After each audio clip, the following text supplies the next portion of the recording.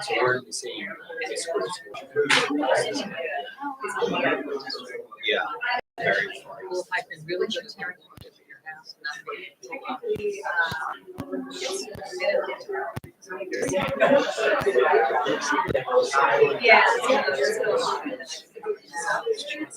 Now these people over here are also supervisors. Yeah, after the sheriff, now there's one I don't know.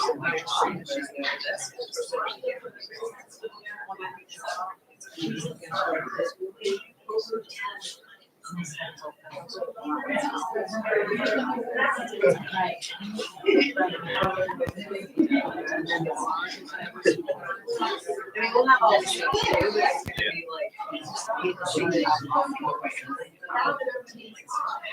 yeah.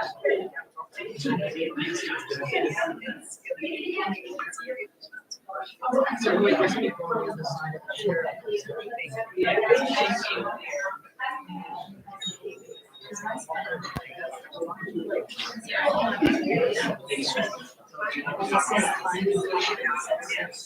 Well, I see Kevin just.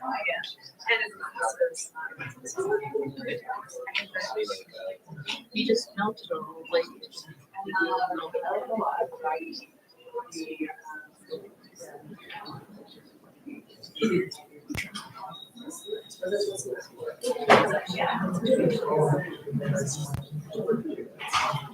Yes, that's what it's doing.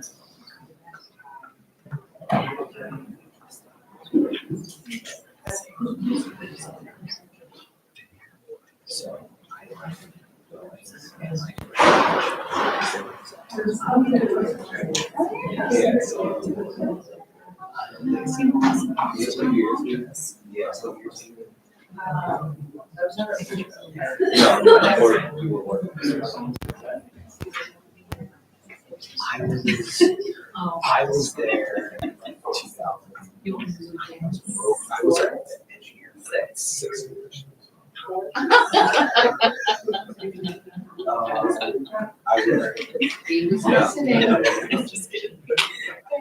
would have been, we would have probably just, my time in Metro.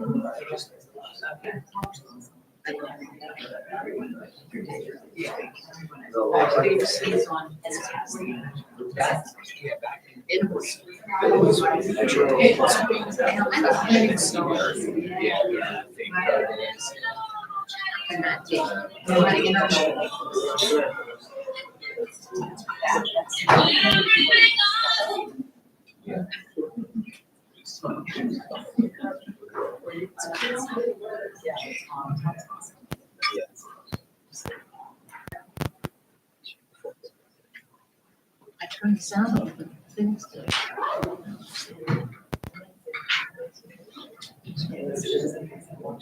Well, this is from Zoom.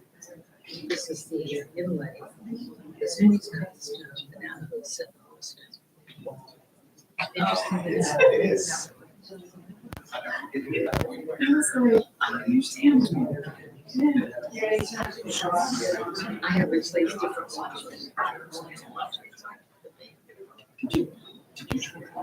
No, it is.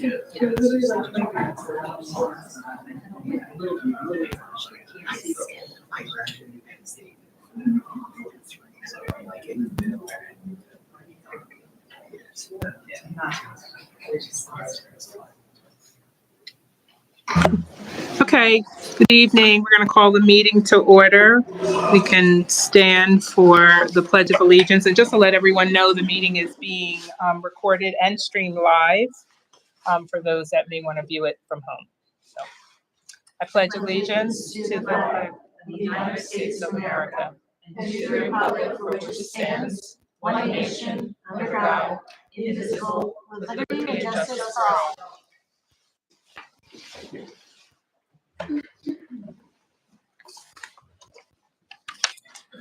Okay.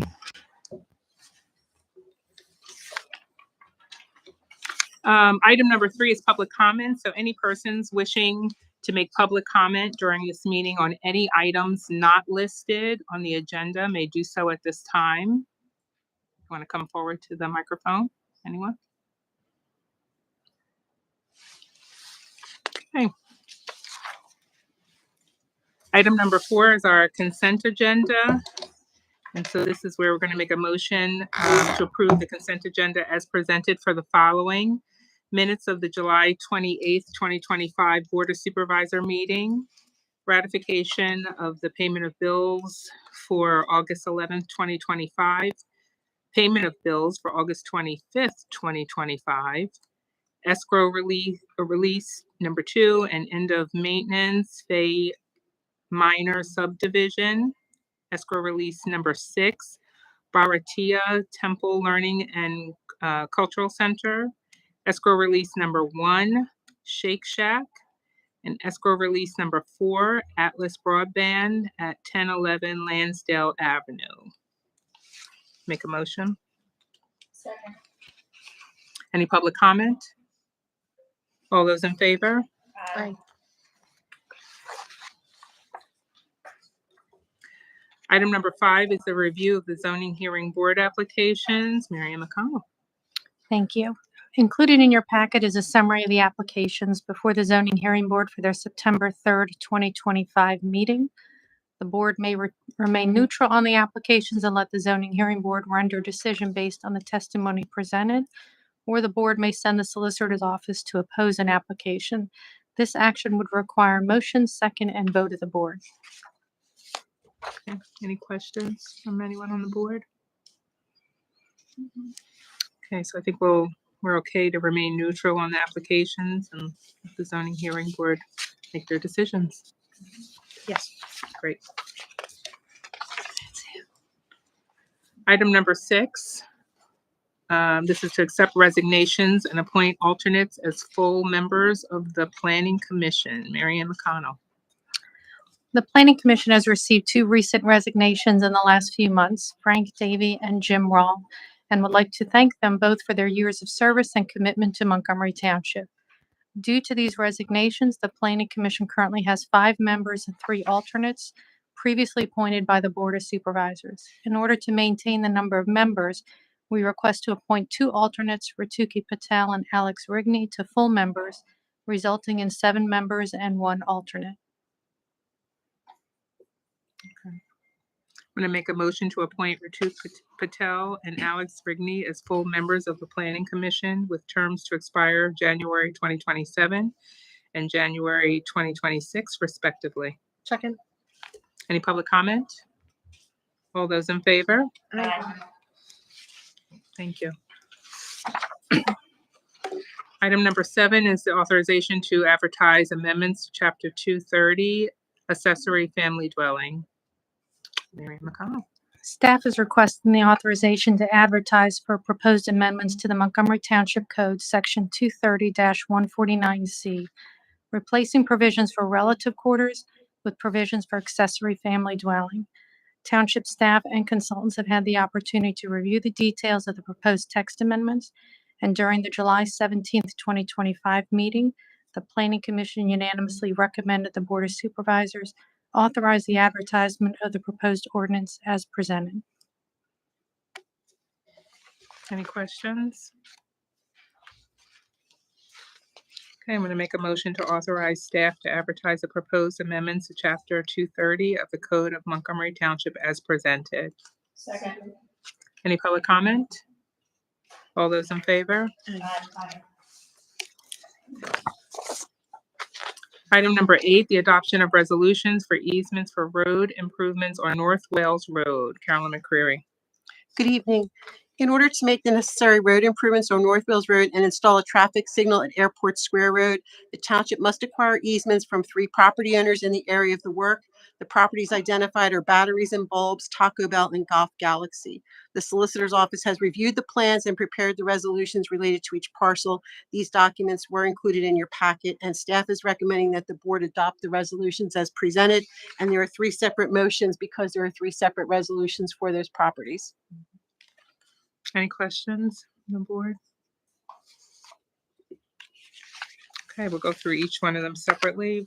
First one, motion to adopt resolution number 2025-14, authorizing the condemnation of a portion of 777-781 Bethlehem Pike for public roadway improvements. Second. Any public comment? All those in favor? Aye. Second is to make a motion to adopt resolution number 2025-15, authorizing the condemnation of a portion of 931 North Wales Road for a traffic signal easement for public roadway improvements. Second. Any public comment? All those in favor? Aye. And our last motion is to adopt resolution number 2025-16, authorizing the condemnation of a portion of 801 Bethlehem Pike for public roadway improvements. Second. Any public comment? All those in favor? Aye. Thank you.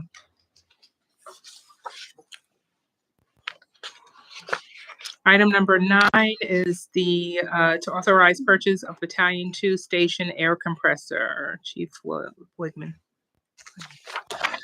Good evening. The air compressor at Battalion 2 is no longer operational.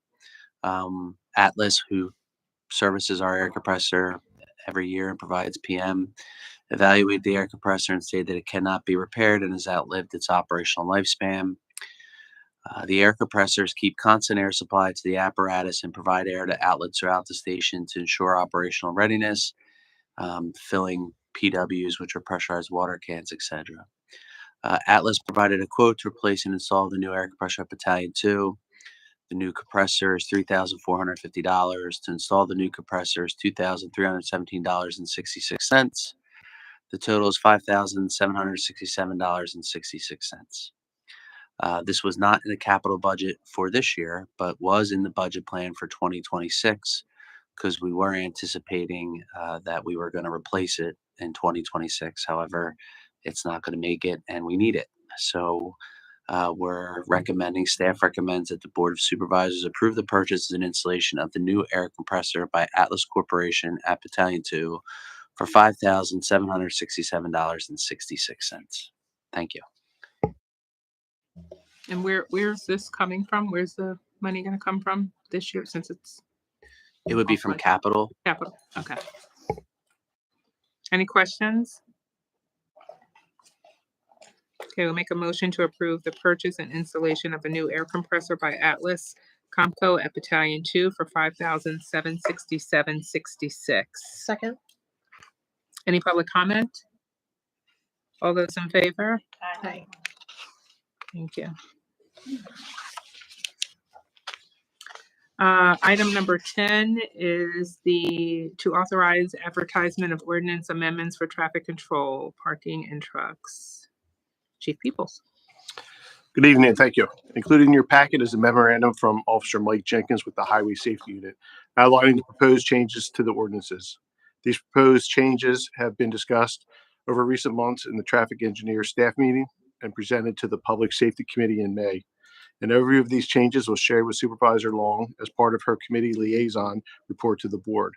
The red line ordinances with the proposed changes are also in the packet. The proposed changes include restrictions on truck traffic on Stump Road between Witchwood Drive and Welsh Road, prohibited parking on Country Club Drive at Pinecrest Lane, methods of parking to include prohibiting overnight parking in township parks, restricted parking in center of cul-de-sacs, prohibition of parking of large trucks, commercial vehicles, trailers, and other large vehicles on any township-owned road. Staff recommends that the board authorize the advertisement of the proposed ordinance amendments. Any questions from the board?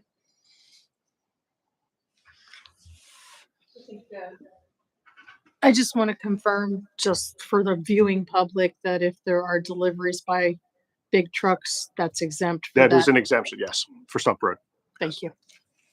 Can I also clarify about landscaping vehicles that often come and decide to park in the street? There is a provision for that as far as the restrictions on the township roads, and it's a combination weight. So it'd be the combination with the trailer, so that would be prohibited.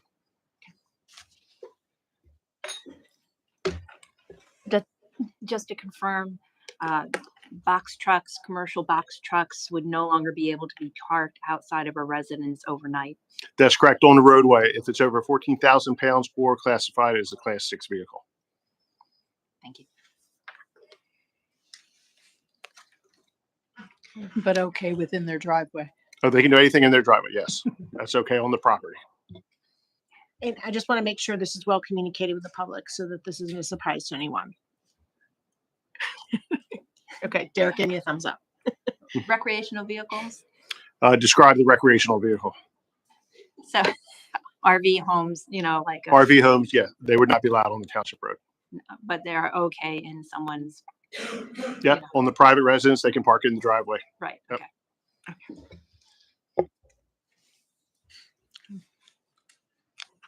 Thanks, Chief, for the clarification. Okay, I'm gonna make a motion to authorize the advertisement of proposed ordinance amendments as presented. Second. Any public comment? All those in favor? Aye.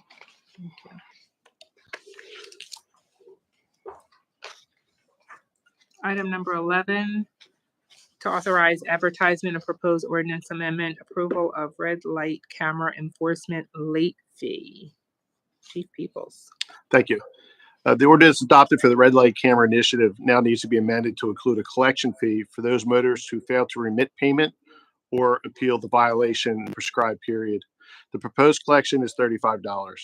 Once the ordinance is amended, the township solicitor will review and the township manager will execute the agreement with the Municipal Collections of America Incorporated to serve as the township's third-party collection agency. Staff recommends the board authorize the advertisement of the proposed ordinance amendment.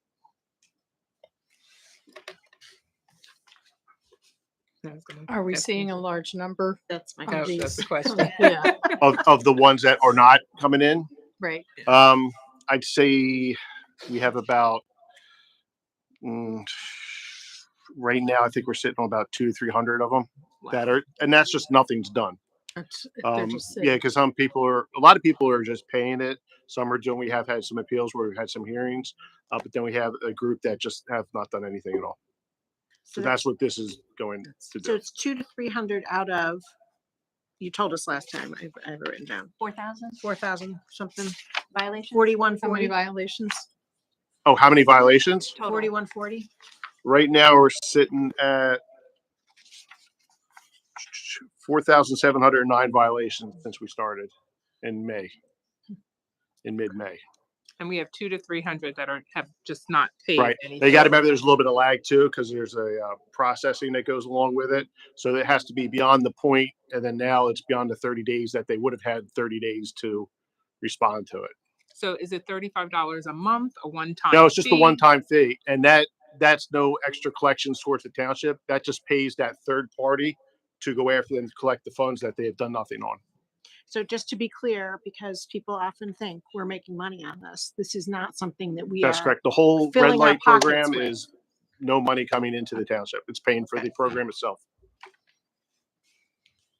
And that's all it will cost, $35 for this third party to go after. That's folks to correct. get the money. That's it. So their total.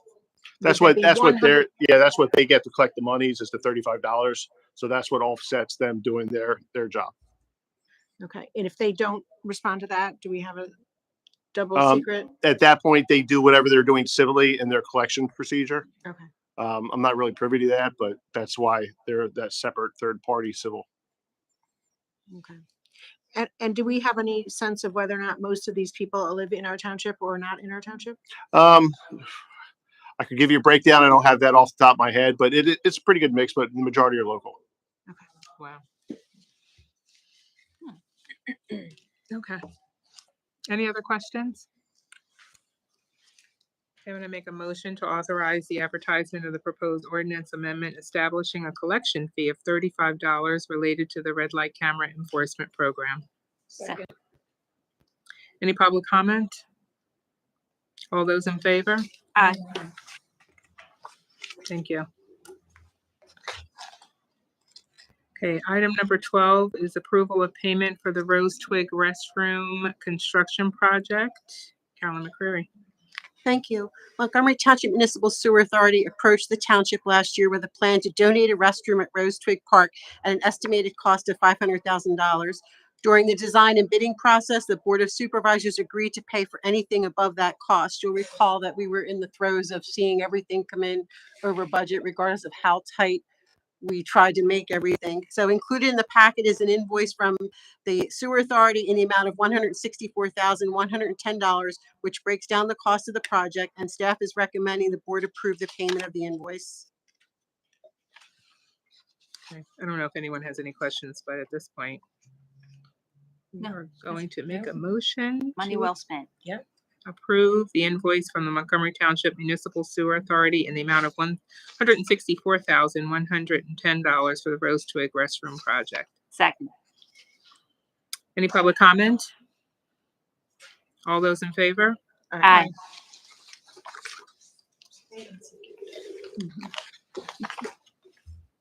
Okay, item number 13 is a request for authorization to purchase 2 speed alert signs. Gregory?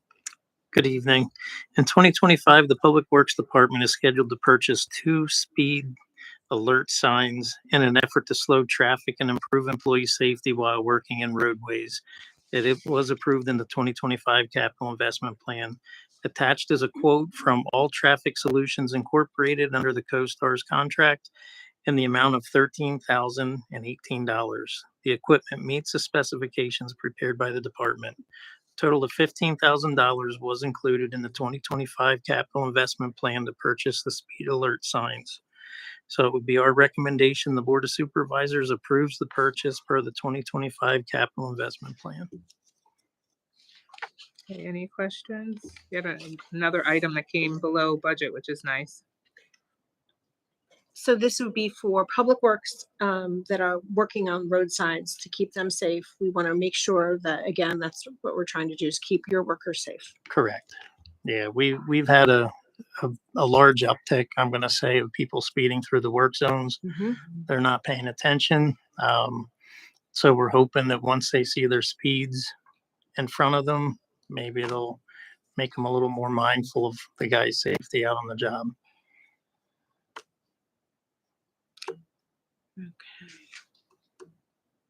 I'm trying to get a sense. I don't see the dimensions. How big are these? Does it say that? Is it one of the ones like that have the? as you're They're going by, fairly that have- small, and it'll be on a stand. So we need 2 of them, one for each end of the work zone. I'm not sure. Question, why do we need 2? What's that? You answered it. Yeah. I was gonna ask, why do we need Yeah. 2? Okay. I'm going to say they're similar to the ones that you see like on the signposts when you go through the neighborhoods when they have it out there as a counter. And they're just a or- portable. It's a something portable, on it? yeah, that Okay, they'll gotcha. set it up in that work zone for that day. Okay. And it's something that would have like a flashing or some sort of a digital message on it. It'll have a readout on it. Like I said, it's a small sign. So like I said, it's just to get their attention as they're driving through, you're kind of hoping that people don't understand how fast they're really going. So if we can draw some attention to that, that's our hope.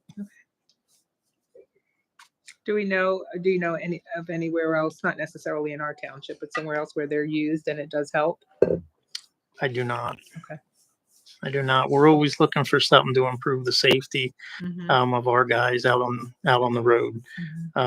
Like I said, we've noticed a huge uptick. I'm going to say since COVID, it's really increased significantly. And the guys, when they come back, we're hearing from the guys just how unsafe it really is out there. So we're just looking for any little thing that we can do just to bring some attention to it. Just general construction safety. The cones aren't enough anymore. Yeah. And unless it's a flag job, they need Yeah. something else out there to keep them safe. Well, even on Canterbury, Oh, I know. the cars were flying through. They must have been doing 35 and 40 through there. It's posted at 25 and it's a work zone. So it's a problem. Okay, I'm gonna make a motion to approve the purchase of 2 speed alert signs from All Traffic Solutions Inc. at a total cost of $13,018 per their quote dated August 18, 2025. Second. Any public comment? All those in favor? Aye. Thank you. Thank you. Okay, item 14 is the award the bid for leaf and yard waste collection and disposal. Carolyn McCreary. A condition of eligibility for funding under PADEP's 904 Recycling Performance Grant Program is that the township provides a separate collection of leaf and yard waste with disposal at a composting facility. These regulations specifically require that the township provide for a curbside pickup of bagged leaf and yard waste at least twice per year in the spring and fall, and provide for a drop-off and disposal of leaf and yard waste at least once per month. Staff received and opened one bid on August 25th, 2025. The one bid was received from our current contractor, Solid Waste Services, Inc., doing business as JP Mascara and Sons. The bid specifications authorize the board to award either a 1, 2, or 3-year contract or reject any and all bids. And we did reach out to multiple vendors to see if we could get a bid. One indicated they would bid, and in the end, this is the only bid that we got. I know the board hesitates when we only receive one bid, but this is the only one we received. So the bids are for 1 year, $46,250. Extra container costs $875 each. 2 years, $47,814 a year, $900 extra container costs, and 3 years, $49,520. Extra container costs are $925. The previously awarded 2-year contract was $73,560, and you'll see this year the 2-year contract is $95,628, so a substantial increase. So we are recommending that the board award the residential leaf and yard waste collection and disposal bid to Solid Waste Services, doing business as JP Mascara and Sons. I'm concerned that if we reject this and go out to bid again, we're just going to get the same result, and we're liable to get higher numbers coming in. Quick question. I don't mean to put you on the spot. We're spending this much every year. Does it pay? Do we get more than this back in the grants? No, we do not. We do not. Through the years, and Ms. Staub can testify, she's on the North Montco Recycling Commission. Because of the things that have changed with recycling and how much can be recycled, and where it is actually profitable, as well as the fact that facilities are getting even more stringent with what is considered a clean recyclable, we are getting less money. We are getting more than we would because we're in that coalition together, and we have a new consultant that they approved who's done very good work for them, I'll put it that way, to get us as much money as we can. But no, and the state also cut the recycling grant. It was before I came to Montgomery, so it's over 5 years ago, and they just lopped off like 40% of the funds available for that program, and they've never restored it. Are there costs increasing over year? I mean, it's interesting because like the 1 versus the 3-year contract, ordinarily you would anticipate that signing, a longer term contract would offer some sort of a discount, but that's not the case. No, here. we thought the same thing, but the only thing I can guess is that because of the tumultuousness of the market, that they are concerned that they're going to go in too low, and then over 3 years they're going to lose money. So Right. this is They'll what be they, upside because you're down. absolutely right. Typically, it's just the opposite. Right. You go out longer and you pay less per year. And and we looked at it several times, and because it's a bid, we can't call them and say, "Are you sure this is right?" So you either would reject it, and then we could tell them why you rejected it, or we award it as is. That's the board's discretion. So So we we can't interfere because it was a bid. It's not like, Right. you go to a car dealer and you go to one and you say, "Well, I got a better deal here. Can you match?" In this case, we can't interfere with the bid process. So we can't even reach out and say, "It seems weird to us that you're the exact opposite of what you normally would do." So just as a follow up, I mean, there doesn't appear to be an incentive to lock in for more than 1 year based on what they're proposing here. But I'm wondering if I'm missing something. Are these rates actually going to look good in 3 years' time based on market There's conditions? the roll of the dice. It's Right, right. no idea. So Like- like if we were talking like when you did the electric procurement a couple meetings ago, that made total sense because none of us think the cost of the electric is going to go down dramatically. So you locked in to get the best rate you could for the longest period of time. I don't know this market enough to know what's driving it, whether it's labor costs, whether they're concerned that they might get to a point where they're actually, paying someone to take leaf and yard waste and more than, I don't know. So that was the question I was gonna ask. Do they put this out to a third party? So, or are they the ones doing the work, or are they contracting another? They've been the ones doing that. My understanding was they have their own composting They facilities. do They're it not taking themselves. it to a separate party. Okay, and that's question number one. And then question number two is, is it inappropriate to ask why such a big increase? I mean, if the 73,000 was them 2 years ago, right? It was Mascaro. So, is that not appropriate to ask? Because it's a bid opening, you can't do You that. can't ask The questions. legal I'm just opinion trying to I've always understand the received is process, don't 'cause have I'm- any communication other than the board making official decision. You don't want to do anything that can challenge, whether we were interfering. We can't tell them sharpen your pencils and come back. This is the bid they gave us. So Yeah, if no, you not so wanted, much to sharpen your pencil. I'm just trying to understand the big Yeah. jump. So that's it. To me, it's just a clarifying so, and we question. could do 1 year. And if they ask why we're only doing 1 year, we could say because we thought the price increase was just more dramatic than we were anticipating. Mhm. And you could take your chances in 12 months and see what happens. But I think Hmm.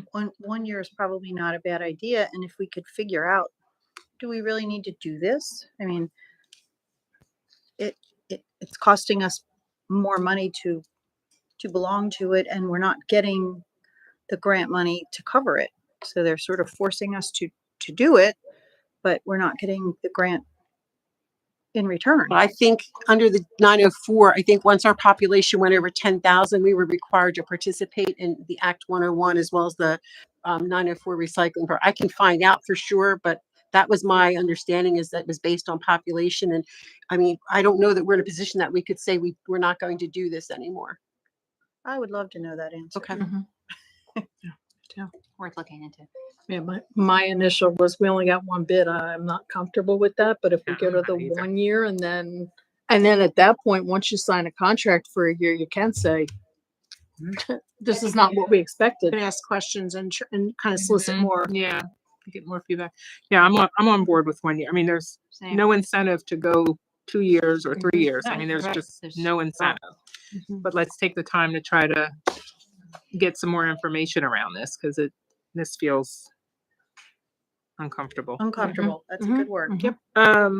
Okay, so I'm going to make a motion to award the bid for residential leaf and yard waste collection and disposal to Solid Waste Services, doing business as JP Mascaro and Sons for 1 year contract in the amount of $46,250, beginning on November 1 and ending October 31st, 2026. Second. Second.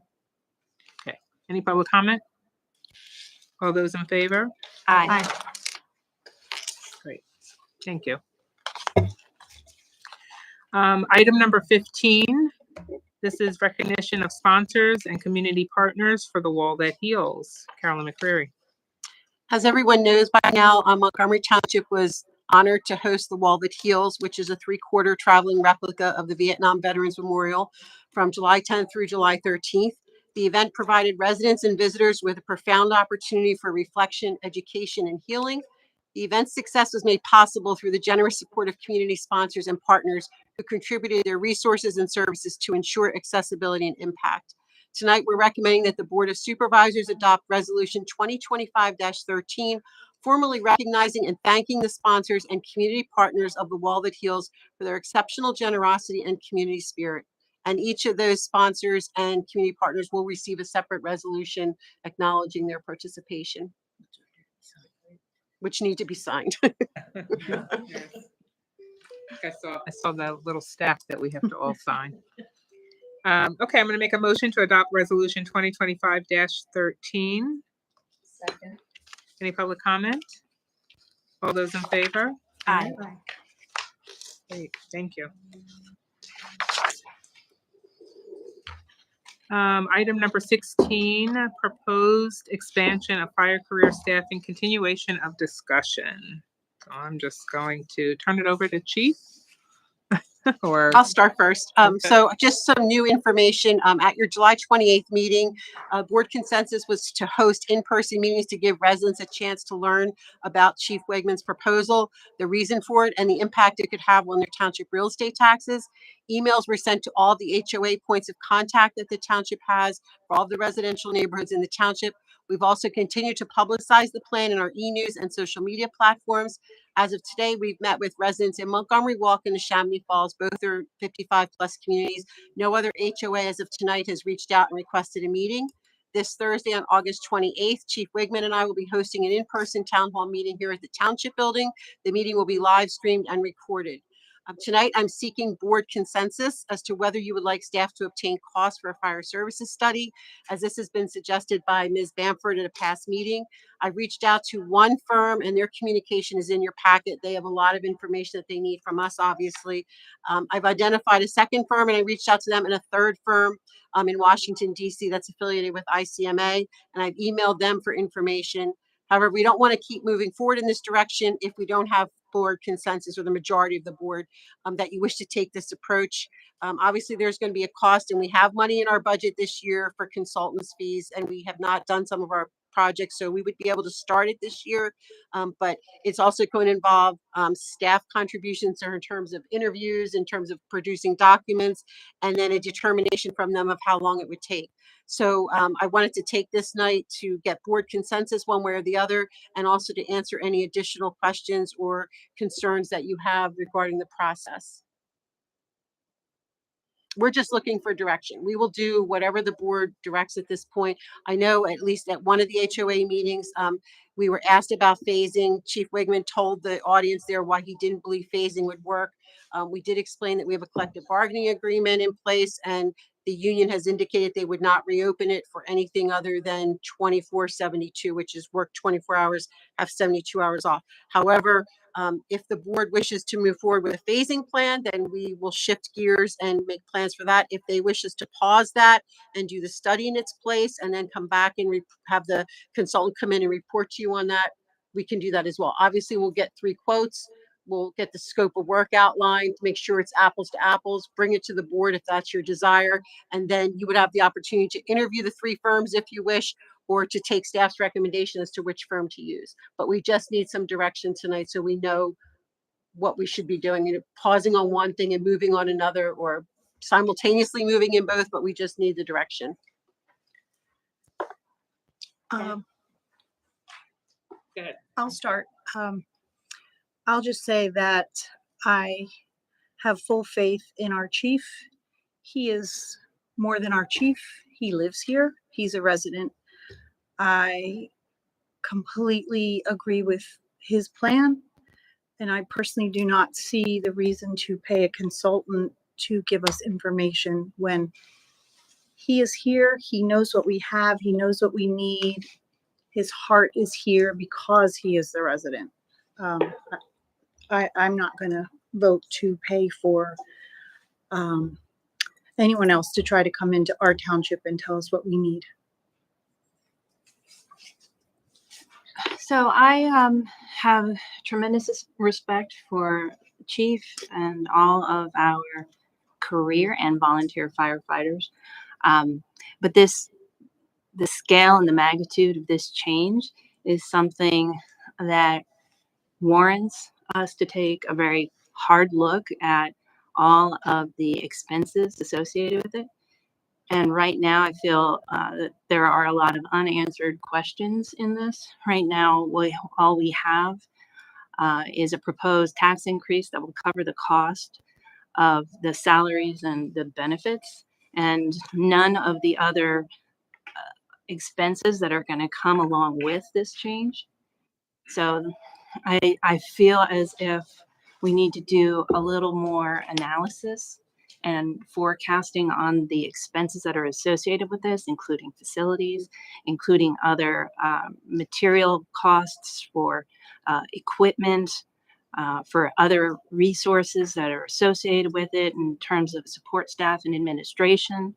And I think that given the scale and the magnitude of this, we would be remiss not to bring in some unbiased, impartial objective third parties to review the good work that the chief has done on this. This is not to say that they may not conclude that, you know, moving all at once to the 24/7 is the best possible approach here.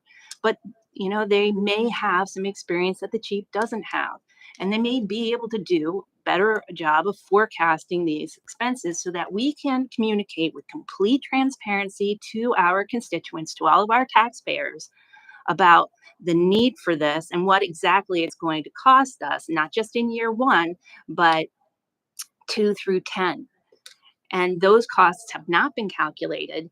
And I think it would be irresponsible of us to move forward without some additional resources assigned to this, especially the resources that can be put together by an independent consultant who has more experience with this scale of a staffing increase.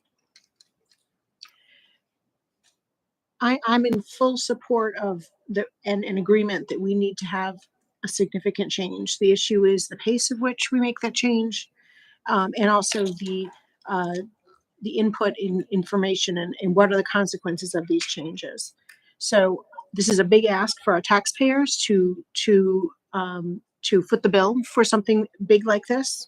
I'm not saying that we won't ask for that eventually, or and maybe even initially, but I want to make sure we're doing our due diligence to make sure that unanticipated costs, taking best practices from other areas and laying them onto what may benefit us and our taxpayers and to ensure that we have a safe community primarily, but that we're being responsible with how we're putting this out. Having a third party take a look at those things, to me, is money well spent and it's time well spent. Hopefully we can very efficiently put that in place so that we can very quickly have answers for this and make this even a better plan for the safety of our community.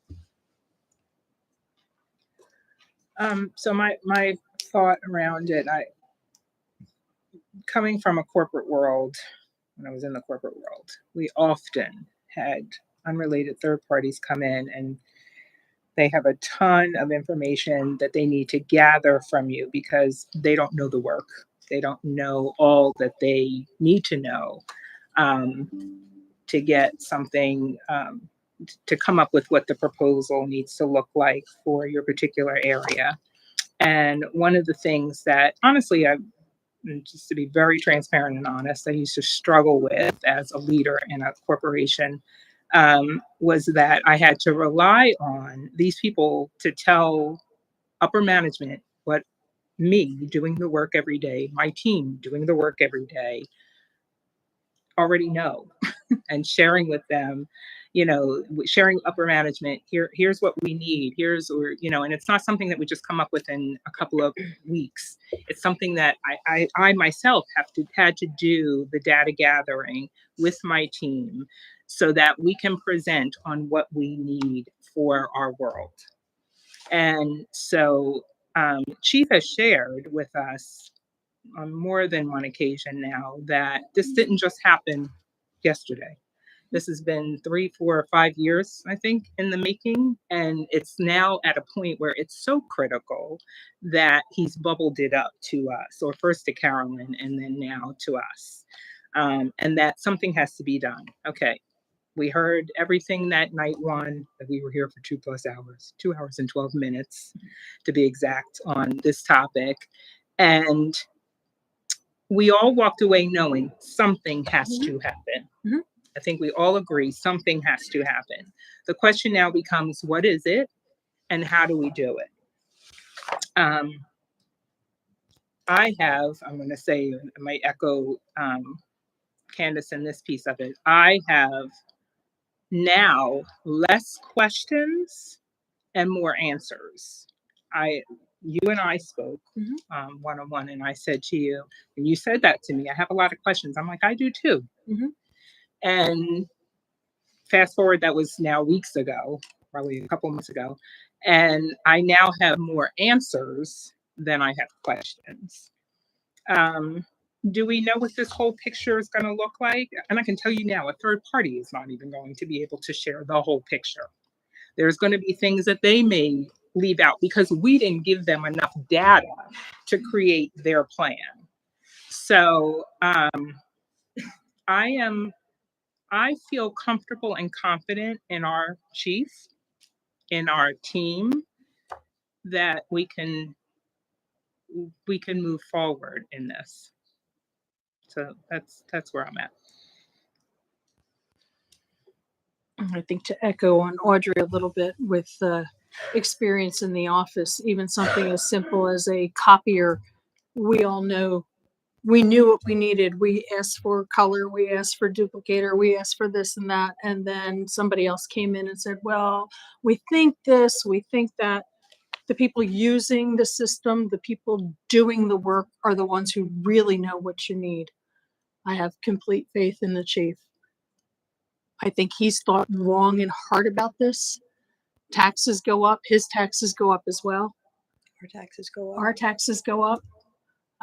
The couple of town halls that have happened at the different HOAs, the consensus seems to be the taxes that get raised are necessary because if there is an emergency at your home, what dollar figure do you put to that? You don't. There's just none. So I would not vote for a third party coming in. I would vote for moving ahead as Chief has explained to us in the past. And like you, Audrey, I have more answers now than I have questions. So thank you for that, Chief. We have an answer about what the tax increase is going to be in 2027 to pay for this? Do you have a tax increase answer for 2028 or 2029? Because this is the tip of the iceberg, is a 1.4 mil tax increase because the costs have not been calculated for our facilities and for some of the other expenses related to this. So we are not operating with all of the information here in moving forward on this initiative. We don't have those numbers. But one of the things and I'm just going by when we've had, consultants come in, and I'm even going to just talk about my HOA. We had a consultant come in and tell us, in 10 years from now, you need to get your roofs done, or you need to get this done. The price they quoted at the time they did the analysis is far different than when we get to that point. To your point, Tanya, we have to have an understanding. Is it going to stay at this amount? No, I foresee somewhere down the line, for various reasons, our taxes may go up.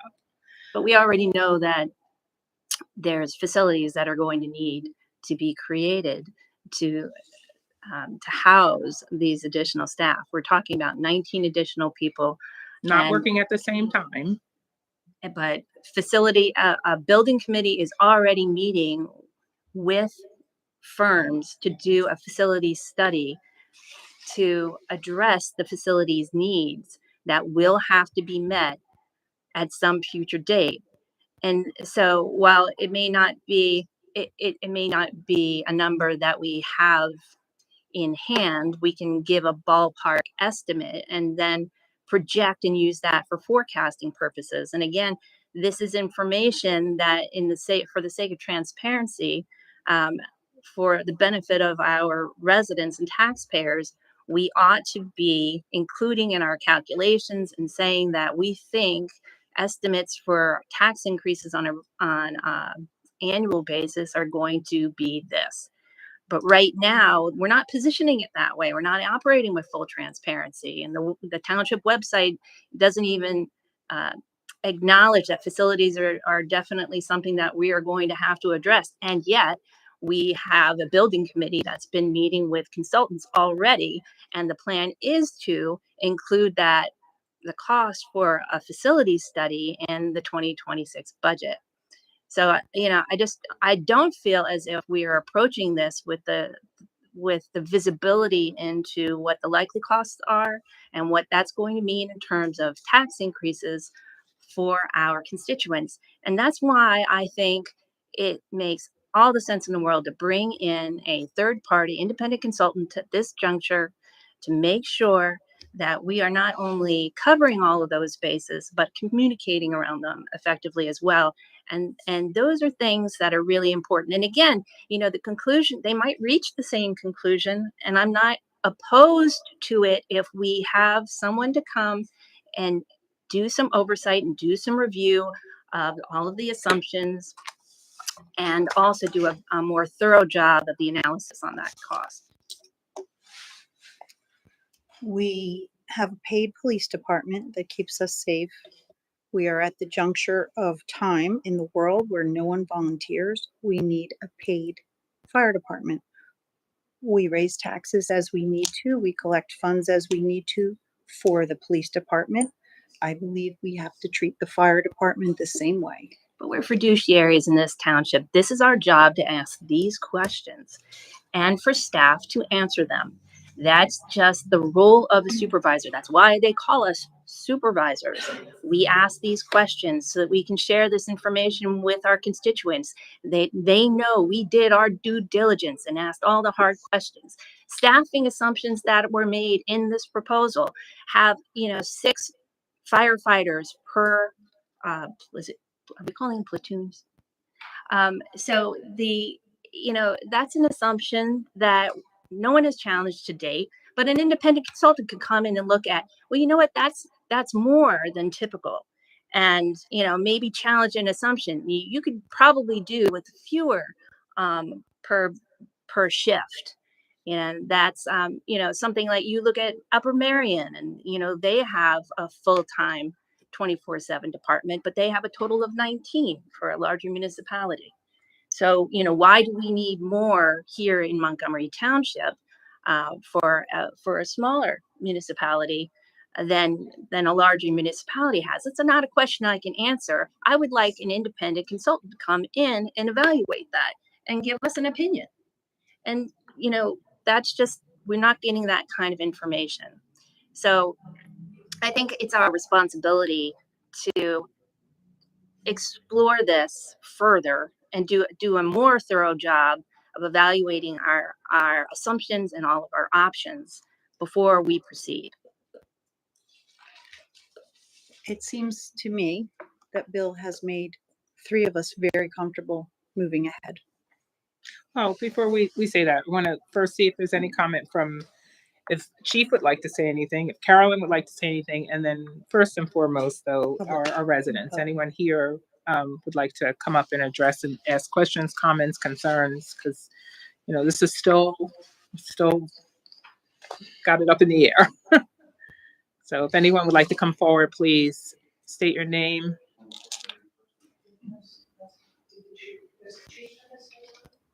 Oh, I don't know if he is or not.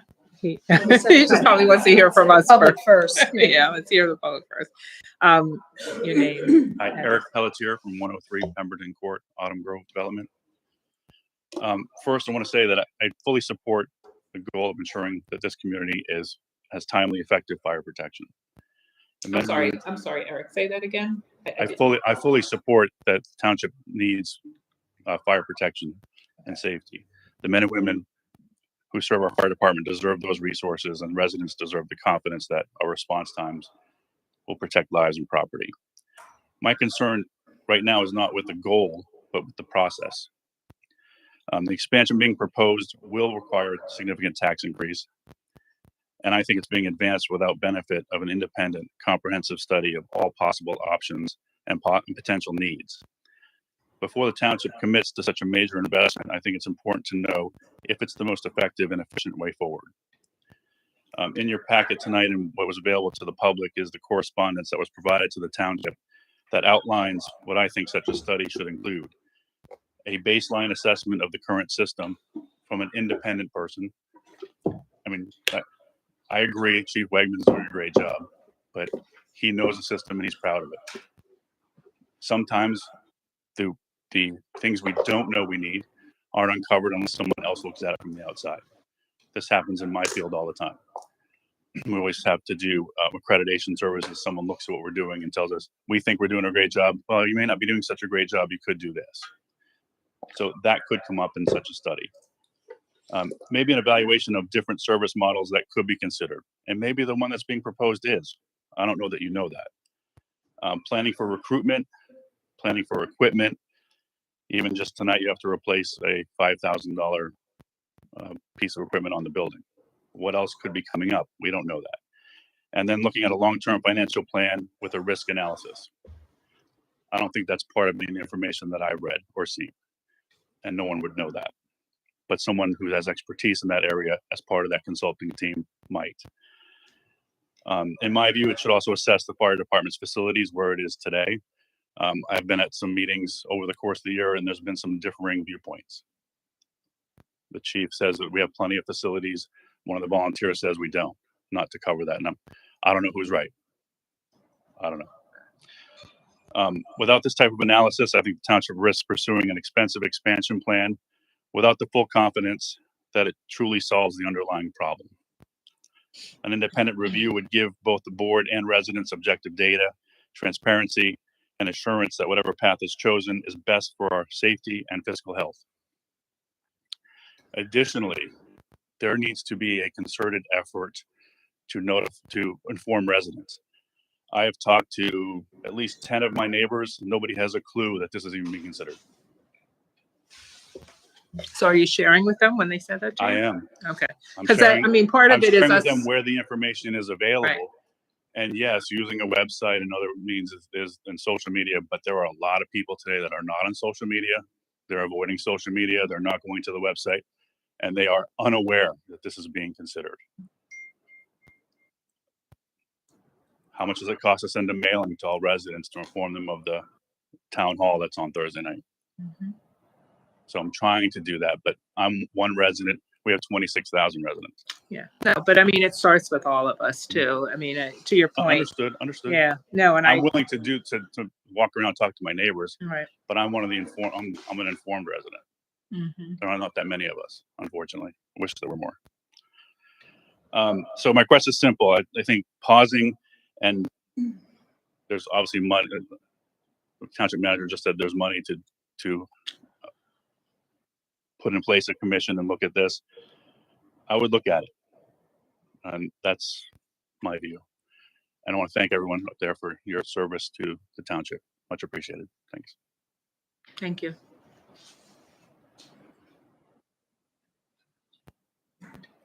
Hi, Debbie Mursky, 794 Hickory Lane, Woodbrook, Neshaminy Falls, formerly of 21 Glen Road in Woodbrook.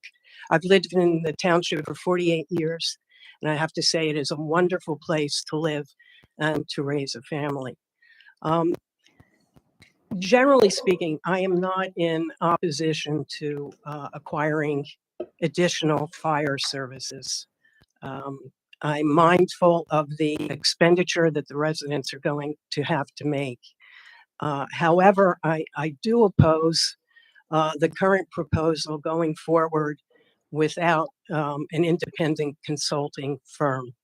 And I know the chief spoke to us at our HOA about Upper Merion going full-time. And I know that they did bring in an outside consulting firm.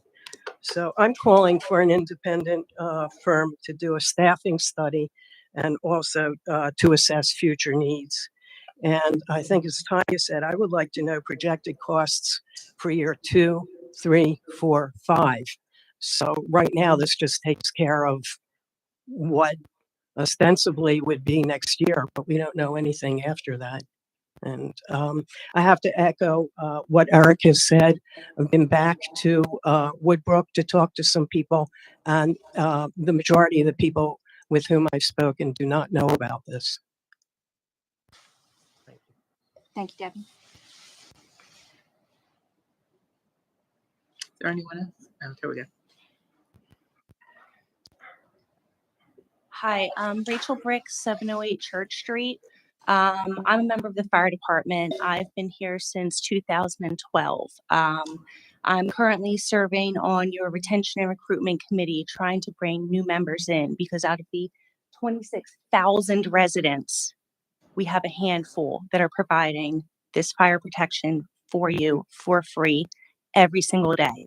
I am your post-18 Explorer program manager. I'm trying to recruit young men and women who are in their teens who are interested in the fire service to get involved in their community and start volunteering.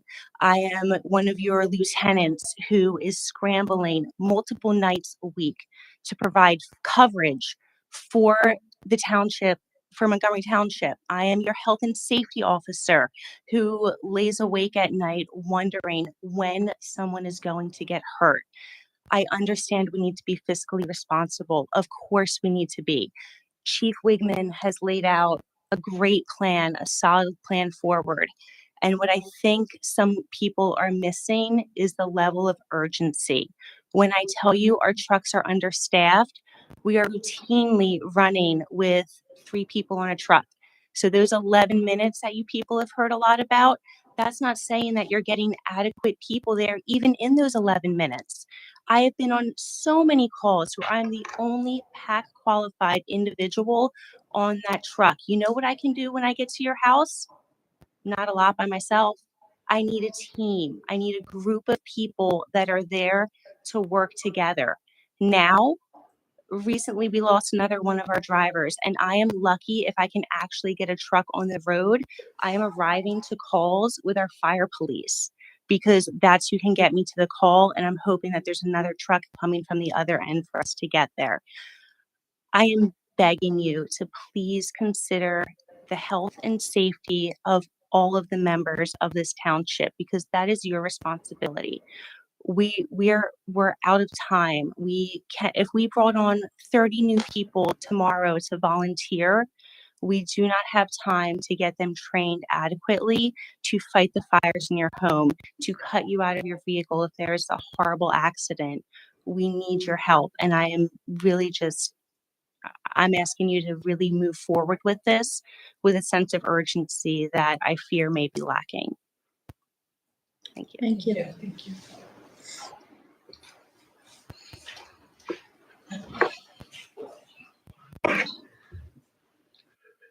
So good evening. My name is Vinay Sethi. I live in 2005 Jefferson Court, located in Wood Hollow. I'm also a deputy chief of the fire department, one of the volunteers. I can't. I totally agree with Rachel and everything she said with the sense of urgency. The numbers we have seen in recent years, recent months even, the number of decline we have, it is really, it's troublesome, and we need to act on a change now versus later. I know under different regimes, we've had other studies done as well, but they basically come back and say the same thing that we were saying in years prior. We did one for the ladder years ago, and it literally said the same exact thing that we have been saying what we needed. And we paid all the money for someone to say that same thing. I'm drained. I've been a volunteer here since 2005. I'm completely drained. I just got a new job. I'll be doing shift work. My availability will be changing, and I still have to give 3, 4, 5 nights a week. Just started today, but I have 5 meetings this week to go to. We have people wearing multiple hats. Lieutenant Brick, you heard her say she's a health and safety officer. She's a lieutenant. She's on the recruitment retention committee. She works with the explorers. We have people wearing multiple hats, and they are all burnt out. My fear of only hiring a small number of people versus the full 19 is that they will be burnt out soon too, and they will leave. Then we're starting from scratch again. The safety of the residents is number one. Like Rachel said, sometimes I'm not even sure if we can get a truck out. Or if the truck comes, it has minimal staffing. I can't really do much with a minimal staffing crew that arrives on scene. So I would urge that this would be a sense of urgency to move forward with Chief Workman's proposal. Everything that he's said is the truth, and it's what we've seen, you know, and it is the time for changes now. Thank you. Thank you, Vinay.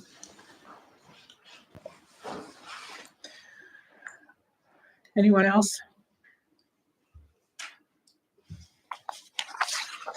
Any other comments, questions from the board? Oh, okay. If I could give you an update on where we're at in terms of viewing so we have a dedicated web page with the fire. It's on the homepage of the website. There's a button. As of this afternoon, Derek told me we've had 2,799 views of that page. The podcast that Chief Wigman and I did has been listened to 690 times. The portions of the Board of Supervisors meetings that we snipped and then put on the website, your June 23rd meeting that Audrey referenced earlier, the 2-hour and 21-minute discussion, 1,622 views. And then your July 28th meeting was 217 views.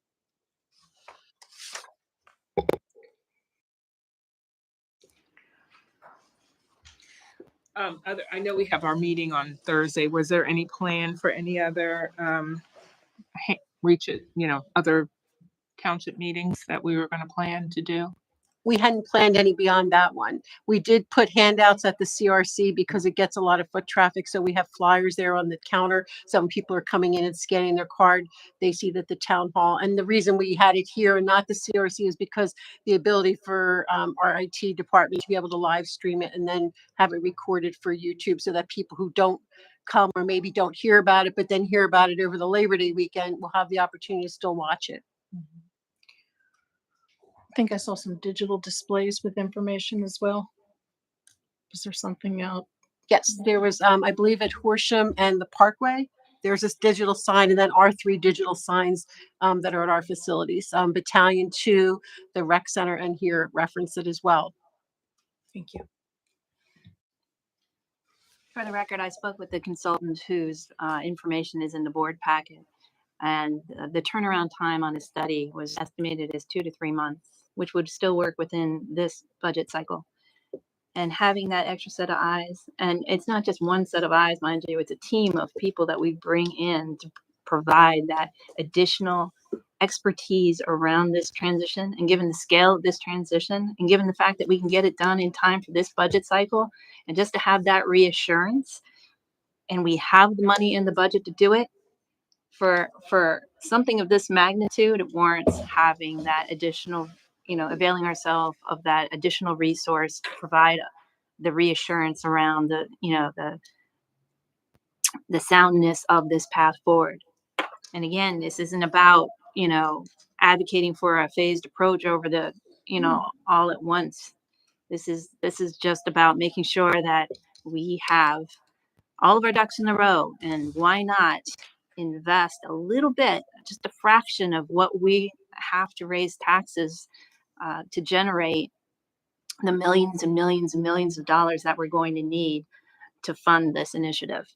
It's worth that investment. We will get the return on our investment in having a third party come in and do some work with our team to make sure that everything is projected and communicated appropriately. Can I ask, what would the impact be if it was to wait, let's just say 2 to 3 months? What would happen? I mean, I know that I hear loud and clear, this is a massive urgency. So 2 to 3 months, how is that a deal breaker? And we only heard about this 2 or 3 months ago. So that's what I'm, I feel like we're being rushed to answer questions and understand the whole situation. And I want to make sure, what are the impacts if we were to wait on the schedule? And I know things have even gotten worse since 2 days ago. So in terms of scheduling, So if the board moved in that direction, then tomorrow I would reach out to the other 2 firms as well as the first firm, shore up what we want to see so they all have the same information, and then get quotes from them. And then it would have to go on your agenda for your first meeting in September to approve it. to pick the firm that you want to do the work and then approve it. And then the next day, we would notify them that they'd been chosen and start the work. For professional services though, can't we appoint and then ratify at a meeting? So could the board authorize you to appoint a firm up to a certain amount and ratify a contract later so it wouldn't delay anything? That's a solicitor. I mean, in my opinion, yes, but that's a solicitor question that. Yes, in emergency situations, that's done in other townships and boroughs and municipalities. Obviously, it's not the preferred way, but it can happen, and I do believe it's legal. Do we have any idea on cost from these firms, or we have no idea? We have to give them. The first one you saw her email to me, she needs a lot of information. She needs to know what the scope, a really defined scope, and then I can make sure that I give that same scope to the other two to get quotes that are fair, so that nobody comes back and says. But if you limit the scope, it'll keep the cost down. So the more we, say, well, we want you to look at this and this and this and this, the more we add on to it. But if we keep that scope tight, it's to focus on the areas where we feel like we need the, more support, then, that's something that would be less expensive and or time consuming to produce. But then that's also 3 to 4 to 5 to 6 months where our people are still exhausted, burned out, feeling that they are. She said 2 to 3 months to complete. Correct. But then once that study is completed, all the other things have to happen. We have to approve it.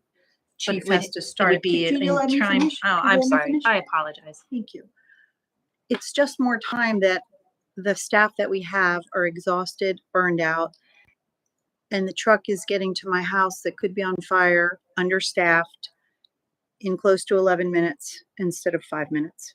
I don't know a person who's going to say they would rather have 11 minutes than 5.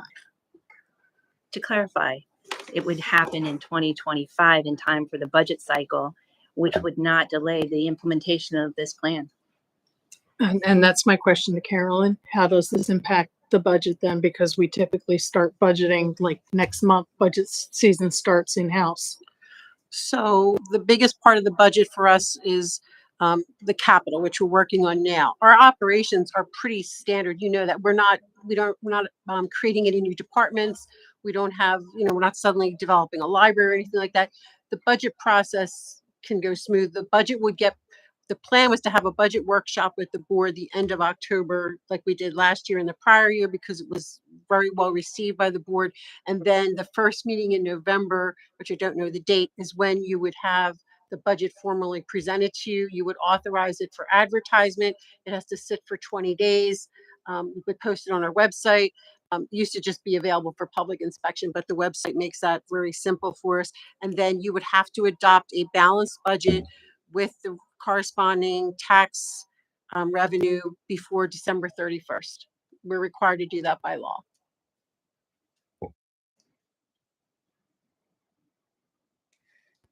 So none of this could be implemented ahead of that, even if we didn't do the study. We're still on that same timeline. Say that again, Beth. I'm sorry. Say that to me again.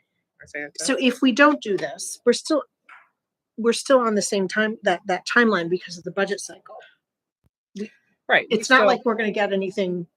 I have to follow the budget cycle that's mandated for municipalities, regardless of whether this was an issue or not. I would have to make sure that we have a balanced budget in place by close of business on 12/31. But we're looking for relief. Like I want to see things fixed. It won't be fixed any sooner if we have an answer tonight or tomorrow. It's not about fixing it sooner. Yeah. It's about whether or not Chief needs to know and Carolyn, whether we're including these dollars in on this budget cycle. That I think is the, if the study shows something, totally different than what Chief is saying should be, and now it slows us down, then we may say, okay, we don't want to look at this, right? We need to spend more time with it, and might carry into now for 27 versus 26. I think that, so I still feel that Chief needs to, and Carolyn, whoever, needs to move forward with preparing the budget with the thought that we are bringing these new hires on. So that's chief just doing the work so that it gets presented to us and we approve it or not approve it come October, our meeting. I am not, the more we talk about it and hear about it, I honestly, I'm not a big fan of third party firms coming in, and again, they're going to give us information based on what we tell them, and show them that things are broken. It's broken right now. But if they're, and I feel like I can't answer it because I want to know how much is it going to cost, $50,000. Do I think that's worth $100,000? Do I think that, I don't know if it is. If they're going to show me something that chief hasn't already showed us or answered for us, then, that's the part of it that just, I struggle with.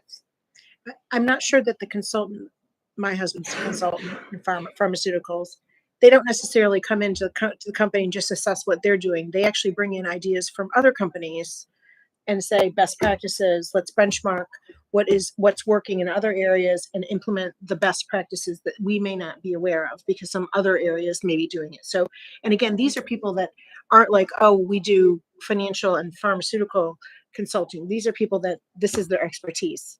So we're bringing in experts to help us do a better job of assessing what options might be there. This might be a better situation to solve problems. I'm not saying that we don't have a good solution here, but also forecasting what other unexpected consequences from this might be for HR, equipment, facilities, so many other things. At very least, I would ask that we have some sort of forecast about what are obviously we think that there may be a facility need. So can we at least put that on paper? I want to make sure we're being transparent about what these needs may be and what the consequences of those needs will be in addition to what we're asking for this year. That's only fair to say, because if we're buying into this, and we need to, I don't think anyone here thinks that we don't need to have something. The issue is what's for the best and what are the best practices out there. We don't know what we don't know. That's all I'm saying. And that's why consultants have jobs, because they actually do bring value. Anyone I've ever asked about what they do, they bring value, they have an ROI, they make things better, they make things more efficient, and they make things run smoothly. And that's what I want for our fire department, our volunteers, and for our community. So that's my spiel. So can we take a two-prong approach? Can we move forward with getting the information from the consultants, meaning, giving them whatever information and moving forward with that, but chief still moving forward with budgeting as if we're going in that direction. We're going in the direction of bringing on the new hires, the beginning of next year and so forth, but we still have the information from and we need that information this year,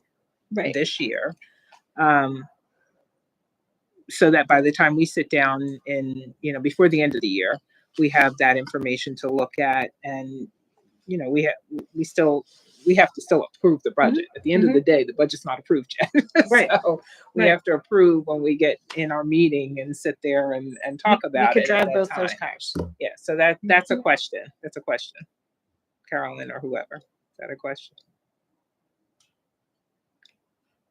We can do whatever the board consensus is. Seriously, we can. I mean, I've worked in a community where I had 3 budgets one year because I'm just saying, but if you're telling us, if the majority of the board is saying, as far as budget preparations move forward with the assumption that this is going forward, we can do that and put that together. If you're saying also at the same time, reach out to those consultants and, narrow the scope of what you're looking for and get a quote for them, and then come back to the board or respond to the board, offline, so that you each know what that cost is and get you to respond to me individually, I can do that as well. Yes. So that's where I'm at. I want chief to move forward that, this is the direction we're going. So continue with budget as it, this is my thoughts.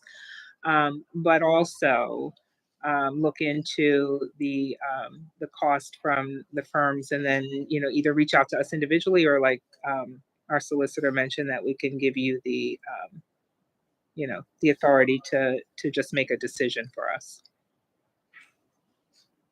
That's me. I concur. I'm good with that. I would grant them the authority to appoint someone so that this can be done expeditiously. Yeah, I absolutely. think we need to know how much it's gonna cost first. So could I get a motion to have me investigate it, report back to the board, and then if it's meets the parameters of the board for costs, I'm authorized to go forward and execute an agreement with the firm that I choose. I would expect a cost as well as a timeframe. So if we have a scope of work that they're each looking to do along with their cost estimate, I think that's what we need going forward. And then give you the authority to move forward with the best company, the best price, whatever kind of fleshes out at that point. But with the understanding that we are moving as if this increase is coming because we are moving towards the chief's plan. Yep. Right, because I think one of the other, and all right, let me make the motion. Make the motion for us to allow Carolyn to make the decision based on what's presented from the 3 firms, I think you said. And then share with us, we're okay for you to make a decision on, am I saying it right? I think we need Carolyn to go ahead and ask the firms to send their proposals over with the scope of work and the cost. And we will decide after that. And the time frame. And a the time frame. Time is of the essence. Right. And then with And a then recommendation to you as well. You want a recommendation so Recommendation, that right. we can move on this before your next meeting, which I believe is September 8th. Okay. And we'll respond to you individually if we Yes. need to. That's the Yes. motion, right? And then if will there's actions, put individually. on the agenda. As and a then publicly- ratification of- Publicly ratify. Okay. Okay, that's the motion. Second. Any public comment? All those in favor? Aye. Aye. All right. Okay. Just now that we put that one to bed, is there anything that we can do, funding that we can provide the fire department to help address this, the staffing shortfall that we're experiencing currently? Currently, we give them money every year instead in lieu of a tax credit because we went through this. The tax credit was not working equitably. Firefighters who were retired from their job but were still volunteering, they couldn't get an earned income tax credit. Young firefighters who were still living at home or renting didn't get a property tax credit.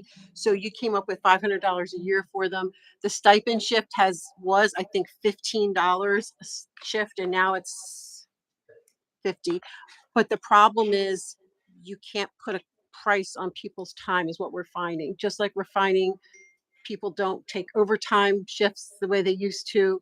The same thing's happening here. So I don't think we can buy our way out of it. What we've been able to do, like from a career perspective, is make sure that our department is situated that people, when we do hire, will want to come here, not just because of the culture, but because they get adequately compensated for the shifts that they're putting in. We've looked at it. I just don't know that there's anything else we can do. Well, I One of the know things that- the volunteers said to Bill was they were hoping the stipends would go away if this moved forward. They would like, thank goodness, because it's a lot on them to say, be there at the station. And it's a short-term gap measure. I understand, maybe $50 hasn't, moved the needle per se. But if we were to offer 100, if we were to offer 200, is this something that we can in the short term to address this? Would more people, express an interest if we paid more generously in the short term to cover us while we're working through this transition plan? Rachel is shaking her head. so Why that don't might you be a come good, tell us what you think. Rachel or Renee. Be honest. Well, come on. Chief was about to answer. Sorry. We have a federal grant where we pay for call and pay for training. Vinay and I are meeting this week to talk about options for stipend. One of them is increasing allotment due to the fact that we just lost our top responder and driver. I don't know how we're going to fill that gap, but I don't think he'll be back soon. And we are always looking at ways. I mean, I've been asking the school district for 2 years to help me with a tax that'll benefit every volunteer firefighter in the district, and here we are still waiting. So I am not opposed to anything to help. The issue is that people are tired of being at the firehouse. And when you're running 900 calls a year or 100 calls a month for your volunteer organization, it's a lot to put on people. You mean, you heard Vinay say it. He's doing 5 shifts a week. He's a volunteer, but we can certainly explore those options. And we just have to weigh that in accordance with the collective bargaining agreement, because, with the Emmaus decision and the fact that we have a career union fire department, we have to weigh those options as well so that we don't necessarily anticipate a grievance. But I'm open to any suggestions because we've tried it all. So Well, I think the board is here to support you in that. So if you have a recommendation you want to come back to the board with, we're all ears. thank you.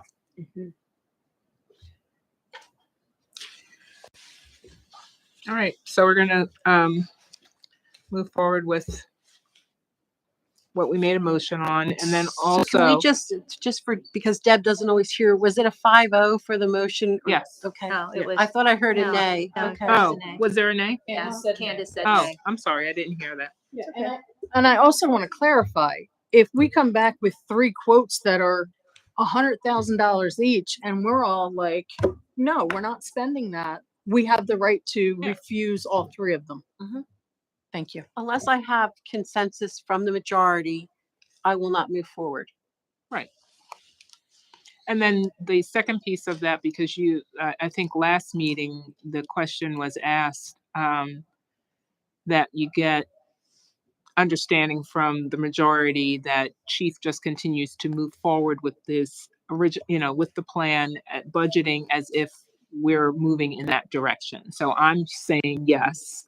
Like, I want chief to continue to move in the direction of bringing on the new team, the staff, and that's what's going to be presented at budget time.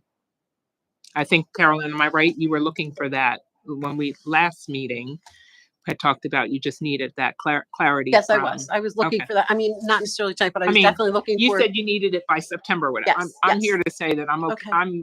And I don't know if anybody else here is willing to, just kind of put that out there, just so that he's working towards something. He needs to, work on his budget, and I'm good to work towards in that direction.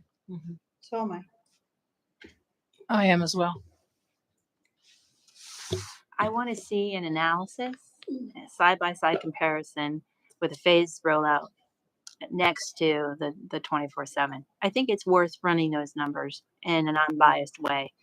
So I'm not saying I'm opposed to the all at once, but I feel like it's part of our due diligence to run those numbers, and I haven't seen those yet. I'd Run like to the see them. numbers on. I'm sorry, Tanya. The website was updated with a staffing model for a phased approach, but what we don't have is what the related cost, tax increase would be to sustain that staffing, or what the what the tax increase would be, the millage increase would be to sustain that. I have to look at the website again, but it's not like an apples to apples side by side comparison right now. It's just the 19. We can present it differently. It's in 2 different places on that page, but I can work with Derek to get it side by side, even if it's an Excel spreadsheet. I know there was a question about phasing it, and if we phased it, why would we still use the 24/72 model? And Chief Wigman can speak to when we're currently at 4 10-hour days. And the union has indicated they would reopen the contract for 24/72. We do need to reopen it if we're going to change their work hours, or we'll have an unfair labor practice filed against the township. That's helpful. And I just felt like there should also be, if we're going to try to be neutral in the presentation of the information, which we're not being currently, we could still outline what the pros and cons would be for each scenario. But that it should be presented in an unbiased fashion.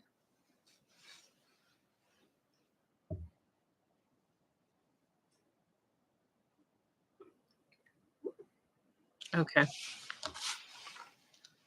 Anything else? All right. Item number 17, new business department reports. Anything from the directors? Oh, are you on here? Oh, this month, public information. Coordinator Derek Muller will present a report on the requirement for digital accessibility. Thanks, Derek. Thanks for having me again. I'm just going to briefly share some information about some upcoming legal requirements concerning digital accessibility. As you see, in our goals for the past few years, we've listed increasing accessible information, make sure it's ADA compliant. It's going beyond that now. It's not just something we're aspiring to, it's a legal requirement. So the overview. So it's urgent now. I'll get to that in a second. So it ensures that individuals with disabilities can access and use our digital services and publicly available files on our website, social media, GIS applications, anywhere it's publicly available online. It's covered under ADA Title II, which is the title that says that local state governments must make all programs and services accessible to all individuals, regardless of disability. In April of 2024, the Department of Justice ruled that all government entities must comply with the Web Content Accessibility Guidelines, WCAG, also pronounced WCAG, WCAG. You'll hear a few of those that I can't quite say consistently every time. Level AA 2.1, I'll discuss what that means in just a few minutes. And our deadline is going to be April 26, 2027. We are a population of less than 50,000. There are some large municipalities above that population, 50,000, that has to be ready to go next April, this coming April. So we have a little bit of time, which is why I'm bringing it to you now. So proactive action protects the township from liability and lawsuits. And there you'll see approximately 1 in 4 adults in the U.S. live with a disability. There are different types of disabilities. Something that stood out to me in my research is when you look at a website, we think of it as a visual medium. We just talked about the website for the fire department expansion, but they can also be heard and touched by people with disabilities using adaptive technologies like screen readers, there's braille keyboards, stuff like that. So here you'll see there's visual, auditory, motor, cognitive learning, speech disabilities, and then also temporary. You never know when you might break your arm and need some assistance as well. And there you'll see some different tools that help each of those, which I won't go into right now, but I'm happy to come back to if you wanted to in a little bit. So WCAG has 4 basic principles. They'd be perceivable, meaning content to be visible and audible to all users. So if I am blind, I have to be able to hear the web page.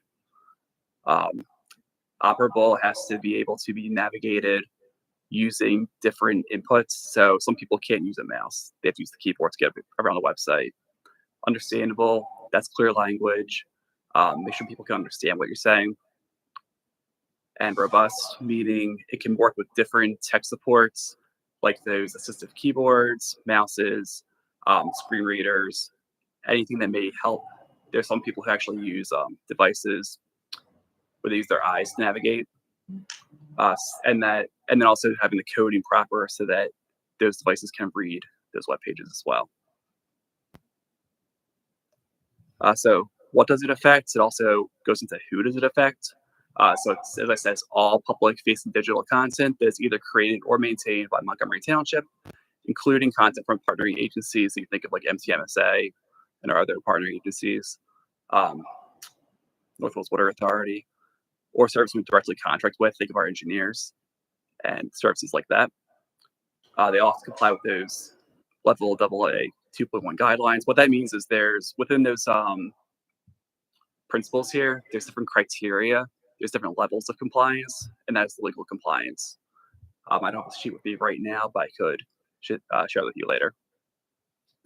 I think that the biggest takeaway here is if we work with a third party service and their content is not accessible, we are liable, not them, because we approved it. There's an exception. There's archives content before that April 26, 2027 date that does not have to necessarily comply with it if it's not actively being used for something.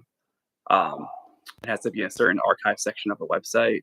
Also, social media before that date doesn't have to comply as well. An example might be, we're talking about budget now, so our 2026 budget would not have to comply necessarily, but come 2027 it would, because 26 would be an archive that's not currently being used, but 27 is an actively used document. That would extend to websites, social media, portals like payment portals and stuff like that, GIS applications, PDFs, reports. Think of like our annual reports, whether it's police, fire, township, comprehensive plans that we were doing in the future, documents, so even Excel worksheets, Word documents, again, if it's publicly available, it must comply. Online forms and applications, live stream recorded videos, such as the one we're on right now, has to be live captioned and post-captioned accurately. And podcasts, luckily, our software already does that for us, so that's very helpful. It does the transcript for us. A challenge here is going to be, while public information is going to probably lead this initiative, it's going to be near impossible for just Ava and I to do this on our own. So we need to train everyone across departments, across even going into the different volunteer committees, make sure liaisons are on board. If, let's say, the senior committee sends us information we have to put online, we have to make sure that complies as well. The EAC, BDP, etc. We would be leading it and doing whatever we can to support the initiative, but ultimately we do need to train people in all departments on how this is done so that it's not a ton of work on the back end, which would lead to staff increases and necessary things like that. This is a extreme example of what this would look like. So for the wall that heals, we had to go through about 4,800 pictures, and including photo galleries that has to be compliant as well with alternative text, meaning a screen reader can read what those pictures are saying. So as you can see, all these numbers here adds up pretty quickly. That's just one project to the extreme, granted, but if we ever do this again or another event like that, this is what we're potentially looking at. Won't there be programs though? And don't you think that software applications will keep pace with this change to embed this automatically when you generate that content? I like to think so. The current capabilities are pretty terrible with the auto alt text. Oh, alt text is terrible. It's possible it gets there. Yeah. But as of right now, I can't say with confidence that. I haven't found a good alt text solution. Right. But yeah, so I think that that's something to explore, which will be part of kind of what I'm going to get to in the next few slides here, what we may need to move forward. So I think that that's definitely something. So there's a recommendation here to work with a digital accessibility consultant, which would be a consulting firm that has staff who have disabilities, who use assistive technologies to conduct a full audit, help us create the remediation roadmap, develop standards and training materials for staff, lead the staff training sessions, support long-term compliance. So I don't see this as forever and ever using this consultant. I see this as training staff up and teaching us how to take it into our own hands and work into our workflow so we don't have to spend a ton of money long term. And establishing feedback mechanisms for residents who may have disabilities so we can always improve.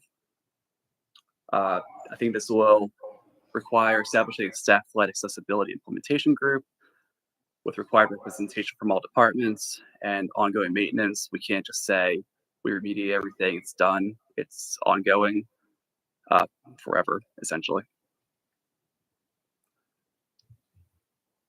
To make this happen, this is a rough number, but approximately $30,000 is what I would allocate. That's for the consultant to initially come in and evaluate, to help us form plans to remediate, do staff trainings, support that compliance. Ideally, it also gives us some buffer there if we need tools in the short term in 2026 and it also inform more expenses in 2027 as well that we may need. So to your point, software or anything else we may need to make sure that this is all snuff.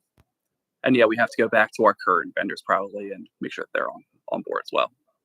What are the vendor that we use to build the website? Are they offering any support? Are they upgrading to provide the tools on the back end for the accessibility features? Yeah, I'll have to look at our current provider, Core Business Technologies, eGov. I've seen other providers advertising the services. I haven't actually sat on any demos of them myself. That's something if we need to look at, we can. But at least the marketing for those services is showing that they are. You should put some pressure on them, as part of like a larger group, whether it's PSATs, whatever groups that we belong to. Well, especially PSATs, because they always have taken the charge on, as valuable as this is, it's an unfunded mandate. Yeah. Yeah. There was a law made and there was no funding available. And if we're going to struggle, and we have resources, we have great staff that will come together and, get trained with Derek and do their part. But imagine if you're a small borough and you have a part-time secretary who also does and your posting is a random post on Facebook for anybody, you're going to be held to the same standard. There is no breaks in this. So it's enough. So PSATs, PSAB, the county and township commissioners, they should all League, absolutely, municipal league, they all should get behind ICMA, they all should, because even cities with as big budgets as they have, their budgets are stretched. They offer a lot more essential services to their residents. They don't have the luxury of just dropping in what could be hundreds of thousands of dollars in their case. Yeah. I mean, I know there are some software solutions. Well, Makeda always comes up with resolutions too to take forward, and there we have it. Yeah, because next year when you have the state conference, it would be perfect to go to PSATs and say, this is an issue for us. Okay, Madam Chair. All right. You heard it. We support this. We totally get it. Those of us who don't have disabilities don't know what it's like to navigate and to try to just get basic information for yourself, but there's a cost to it. And this isn't something that we take lightly, but we have to absorb this cost now into our budget. Absolutely. And I can't imagine that technology isn't going to sniff this out as an opportunity, and that they aren't going to start developing this, and to cater to this exact need, because they know that that municipalities across the Commonwealth will need this. Yeah, and with any technology, we talk about AI all the time now. You can't just let the technology be there and just say that's great. That's it. That's all we have to do. There has to be the human review as well. So that's a big part of it. Yeah. So it could take a lot of time. Not as big as ICMA or anyone, but we have a small public information consortium that I lead. We're doing a symposium end of September that's going to cover all digital accessibility stuff. It's going to have an overview. It's going to go over captioning. It's going to go over legal considerations. So that's something that regionally, Montgomery, Bucks, Chester County representation, we're all sitting down in a room. We're all on round tables discussing this as well. Nationally, I'm going with Ava next week to the 3CMA. That's the City to County Marketing and Communication Association conference out in Las Vegas. And I know that there's definitely a few sessions about that, and that's That's what their webinars have been talking about for the most part. This is the top topic right now across the country. It's not just the website; it's all the content. Yeah. And for what it's worth, like we're already been taking baby steps, at least in public info, so we can start wrapping our head around it. But we're not experts in this, so we will make sure we're getting the right information before we start. Quite frankly, putting more work on anyone else. We will make sure we're doing the right things and not wasting anyone's time. So again, there's kind of the summary here. I'm happy to share any further information, provide updates, but I really just wanted to put on your radar that we are looking at this for this budget cycle to put some money aside in case we need to. Can you send this to us, please? Sure. Thank you. Especially me. Thank you. Thank you, Derek. Thank you. Thank you. Thank you. That's a good heads up. Okay, thanks, Sarah. Last but certainly not least, any new business, anything from the board on your meetings? If anyone had any meetings? Our meetings in August were kiboshed. We didn't have any. It was a month off. Yeah. Our monthly. I have Parks Board and the Sewer Authority meetings. And there were lots of items discussed, which, but nothing I think that was too pressing and urgent. Dog park, we talked a lot about the dog park. We're rotating more frequently to give all the areas of grass rest.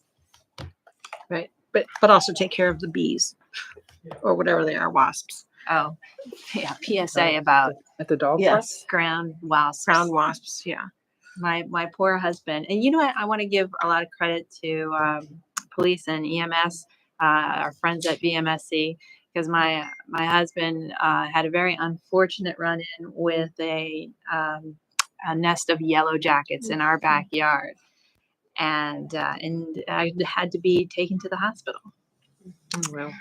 He was stung many times, and it was sort of traumatic incident. But he was in very good hands with our first responders. So, big shout out and much appreciation. Okay. All right, then I'm going to make a motion to adjourn. Second. Any public comment? All those in favor? Aye. Aye. All right, don't leave, ladies. We got a bunch to sign.